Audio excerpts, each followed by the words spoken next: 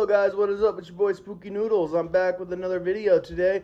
We will be talking about books that I got from Don Treater Bookshop and from the mail. I got one book from Amazon and two of these books from Don Treater Bookshop over in Ann Arbor, Michigan. I don't know if you can see me. Excuse me.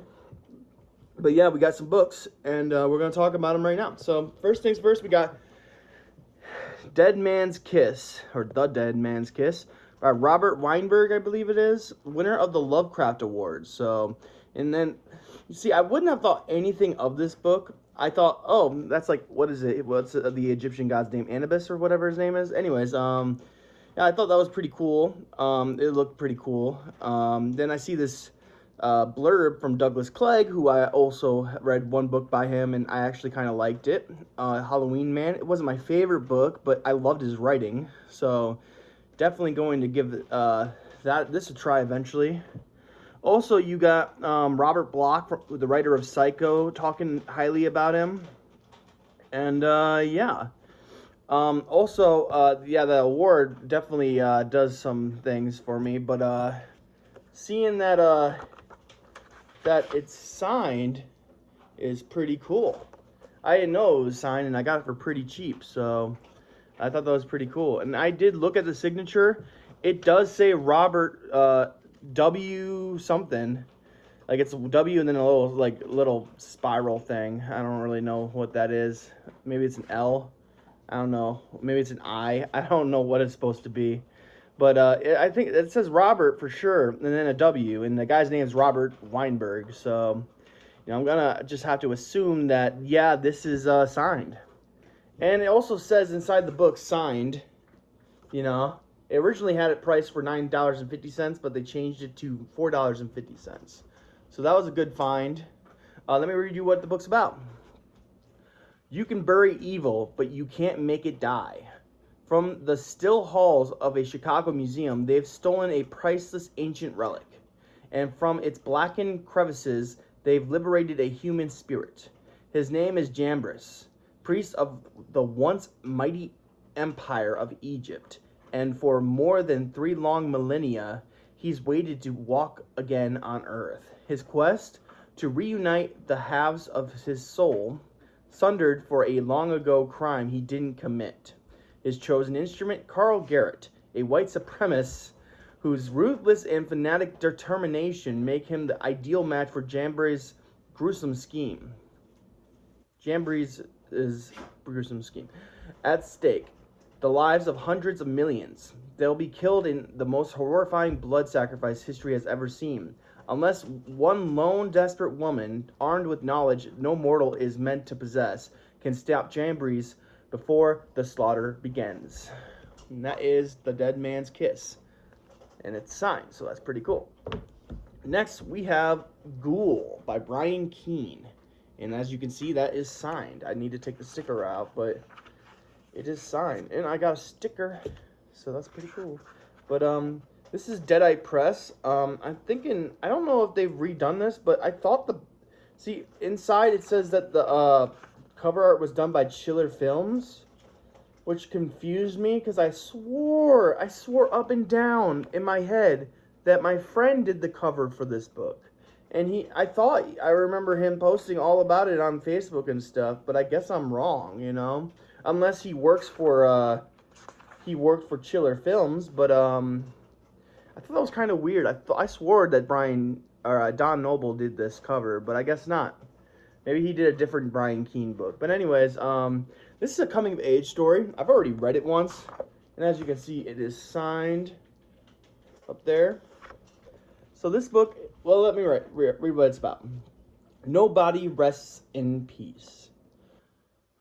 There is something in the local cemetery that comes out at night. Something that is unearthing corpses and killing people. It's the summer of 1984, and Timmy and his friends are looking forward to no school, comic books, and adventure.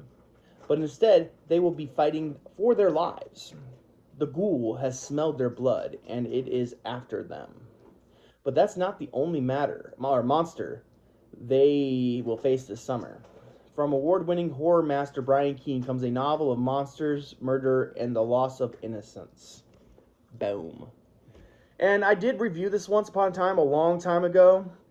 I did mention how it wasn't like my favorite coming of age story. I did still enjoy it a lot, but still, since I am a coming of age kind of fanatic, I love coming of age stories because my youth, my childhood was one of the most greatest things that ever happened to me until I moved to California, which kind of ruined my life. But see, there's a lot of happy and fun memories tied to my childhood, but I tend to forget the bad things that happened during my childhood. But you know, that's probably a good thing. It's for the best. I don't want to contaminate my childhood memories with all the bad stuff that happened. So I like to think about all the good stuff that happened. And coming of age stories, you know, they bring up some good feelings and emotions that happened a long time ago, like playing with your friends and stuff. Just all those memories just flood back to me when I'm reading coming of age stories, and I just love it so much. Cool though, it wasn't one of my favorite coming of age stories, but it still was a lot of fun. I do want to reread this one day because I read it when I was a little bit of a snob when it came to reading and books. I'm a little more loosey goosey, if you know what I mean. Like, I'm pretty chill now. I'm mellowed out as a reader. And, you know, I don't even read as much as I used to. But still, I'm a little bit more realistic with my reading and reviews. Like, I just point out, say, if I enjoyed this, I enjoyed it. If I did not, I did not. Usually, I don't finish a book that I don't enjoy. So, yes. But this one I did finish. I listened to the audiobook. I own this. I don't own this copy, but I own another copy up in my coming of age shelf. I collect a bunch of coming of age stories. I have a bunch, so if anyone needs recommendations, I have a bunch of coming of age stories. I haven't read like too many. Well, I want to say I've read around like 25 coming of age stories, and I have about like 80 of them. So I don't know if that's true, but I know I have a bunch, like at least 30, at least maybe 40. I don't know. But I have a lot of coming of age stories in my bookshelf upstairs, and I tend to read more. This one I want to reread one day, but this is signed by Brian Keene, and I was too nervous to actually go up to Brian Keene when I was at Scares That Cares, and I don't know if I'll ever be back to Scares That Cares, honestly. So it's kind of a bummer to think about, but at the same time, yeah, I couldn't. Brian Keene's a cool guy. Uh, he treated me with respect, and that was nice. He treated my family with respect every time we went to Scares That Cares. I went there as a participant in being a vendor, and I've been there as just a guest, or not a guest, but I went there just to go and see other authors, basically. So I was an attendee and a vendor. So, you know, in both times, Brian Keene treated me with respect, so I like that. He's a cool guy. I've read other stories by Brian Keene, which I adore, like The Darkness at the Edge of Town. I adore that book. I also adore this book called, what was it called? My dog needs to go outside in a second here, but, it was called, there's Darkness at the Edge of Town, which is amazing. I love that. There's, like, so much to love about that book. It deals with a lot of stuff. Oh, jeez. I forget what it's called, man. You know, I know it's not The Cage, but, like, it had one of those type of covers, though. Now The Long Walk is coming to my head by Stephen King, but I don't remember what the book was called. But anyways, the story had to do with this guy. It was a short story, like a novella, maybe novelette, where this guy, he's Jewish and he's going through like Armageddon, basically. Like everyone, like soul got like sent to the sky, and now they have to live with everything. And yeah, you wouldn't think I would have liked it because of my religious background, which is I don't have a religious background. So you wouldn't have thought I would have liked that book, but for some reason I kind of did like that book. And I'm sure there's other Brian Keene books I've read, but I can't remember at the moment. But he's just an amazing author. He's a pretty cool dude. And that's why I wanted to get the book. Because I was too afraid to approach him for an autograph. So, and plus, you know, he's running a whole charity, you know, thing, you know, and he's while doing Scares That Cares, you know, like he's busy, dude, and he's walking around and talking to people. I just felt like I was going to annoy him if I went and asked for an autograph. Plus, I didn't have any Brian Keene books on me for him to sign, you know.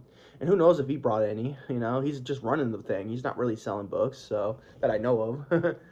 But yeah, those are the 2 signed books I got. And then lastly, we got this by I'm going to jack up this name. James Lefebvre, Lefebvre, James Lefebvre.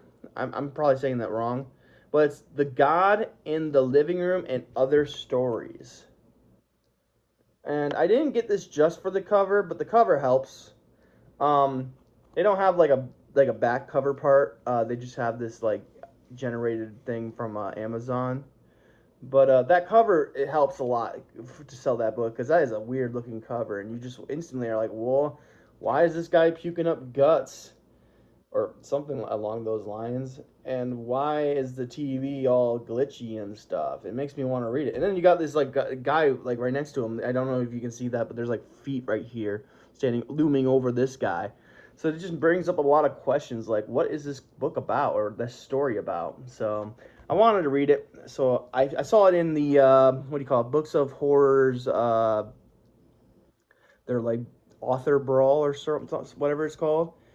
Anyways, I saw it and I was like, yeah, that looks interesting. And I need a short story collection to read right now, because right now I'm struggling to read books. Even audiobooks I'm struggling with. So I decided to buy this because I wanted to read more short stories. And I'm hoping that this works out for me. But let me read the back. It's really short back, so... A deadly virus that travels through media, a bloodthirsty force that demands a confession, an elderly man called Reginald causes the end of the world. The God in the living room, sometimes being trapped in a single location, isn't the worst thing that is about to happen to you. A collection of 5 short stories by James Lefebvre. Could be wrong how you say his name. Just making sure there's not like a about the author where he says how to pronounce his name. But yeah, I'm looking really forward to reading this story, these stories in this book.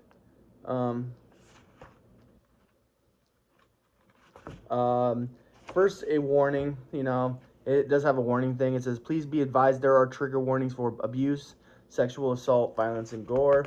I think that's pretty cool that he has a trigger warning. I don't do trigger warnings in my books, but then again, like, I don't have anything that would like cause someone to be triggered per se. There is one book that is like a massive trigger warning, but I don't think I put a trigger warning in that book, but no one buys it. And if I tell somebody, you know, that it's trigger warnings and stuff like that, they probably wouldn't buy the book anyway, so I don't know. But I don't have trigger warnings in most of my books, because like there's just no need for it, except for like The Woman Shrouded in Flies is the only book that really needs a trigger warning. And that deals with a lot of bad stuff, I guess. Well, one bad thing.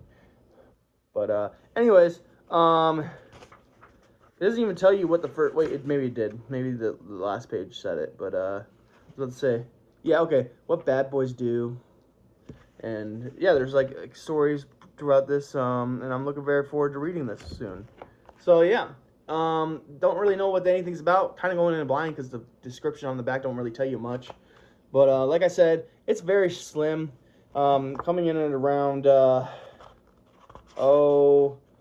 minus the author message, it's like 94 pages. And it's formatted like this, so, you know, it's going to be a fast read, I think.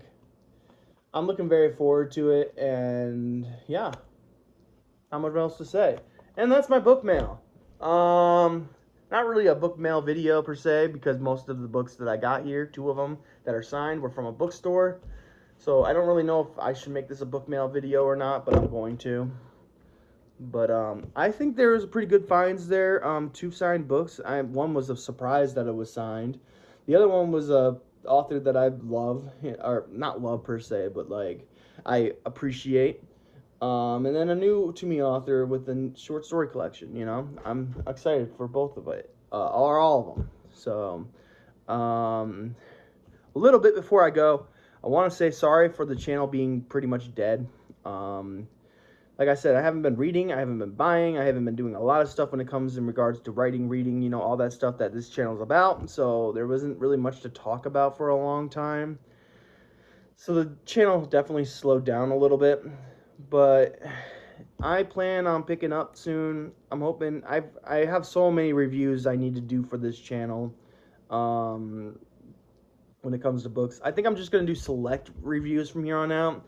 Like if I read a book, it doesn't mean a review's coming out for it. You know what I mean? Just because I read a book doesn't mean I'm gonna produce a video for it on YouTube. But I'm going to start doing that with select books I feel like they deserve reviews for.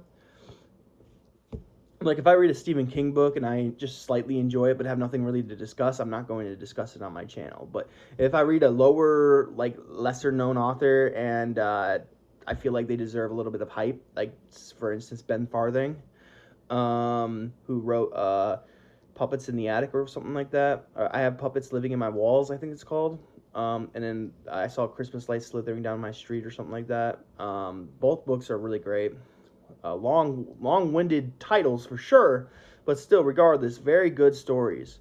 They have like those creepypasta type titles, but when you get into the stories, you know, they're really, really good. Like they're all, I think from what I remember, they're all first-person narratives, from what I've read so far. Of course, I don't know if they're all of his books are first-person narratives, but from so far, sorry about that. So far, they are all first-person narratives, and they've been so good so far. I really enjoy Ben Farthing's work. But anyways, I'm gonna hop off now.